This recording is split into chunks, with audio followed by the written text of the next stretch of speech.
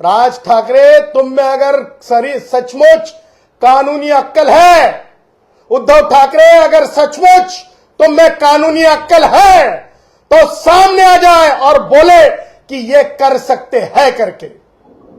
कारण लक्षात ठेवा, जेंडर डिस्क्रिमिनेशन, लँग्विस्टिक डिस्क्रिमिनेशन हे करता येत नाही। कारण महापालिकेचा महापौर जे जेव्हा जनरल पोस्ट असते तेव्हा ते जेंडर न्यूट्रल असते, ते कळावं लागेल राज ठाकरेला, जेंडर न्यूट्रल।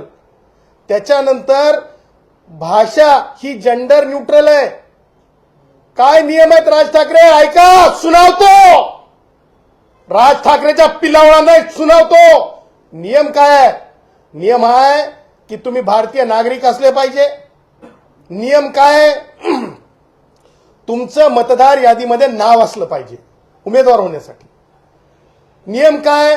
तर तुमचं महापालिकेचा कर नसला पाहिजे। हे नियम आहेत, सर्वसाधारण नियम। आता ह्या नियमाच्या व्यतिरिक्त कोणाच्या बापाच्या घरचे ऍड केलेले नियम असू शकत नाहीत।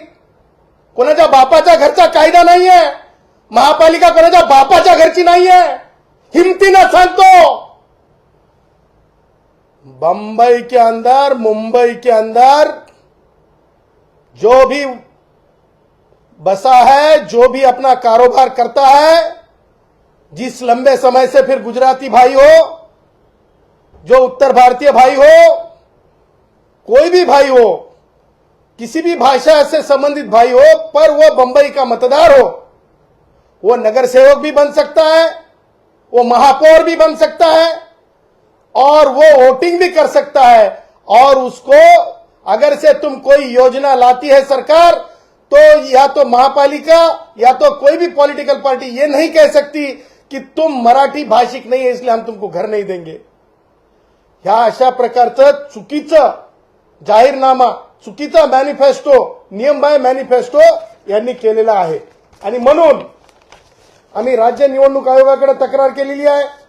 उद्देश आहे की मतदारांवर प्रभाव टाकण्याच्या उद्देशाने कोणत्याही कायदेशीर अधिकार, अर्थसंकल्पीय मंजुरी किंवा आर्थिक परिणामाचे प्रकटीकरण न करता देण्यात येत आहेत। अशा प्रकारचे खोटे आश्वासन, खोटे आमिष दाखवले जात आहेत।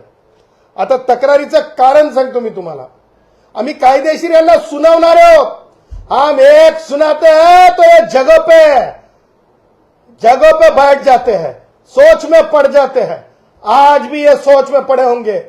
कारण जी लेकर, जे औलादी, जे ज्यांना प्रॅक्टिकल काहीच माहित नसते, त्या दोन पोरांनी म्हणे ते काय जाहीरनामा तयार केला आणि ते दोन बापांनी म्हणे समोर, दोन चुलत्यांनी, म्हणजे एक याचा बाप आणि एक त्याचा बाप, ते घेऊन ते जाहीरनामा बसलेत।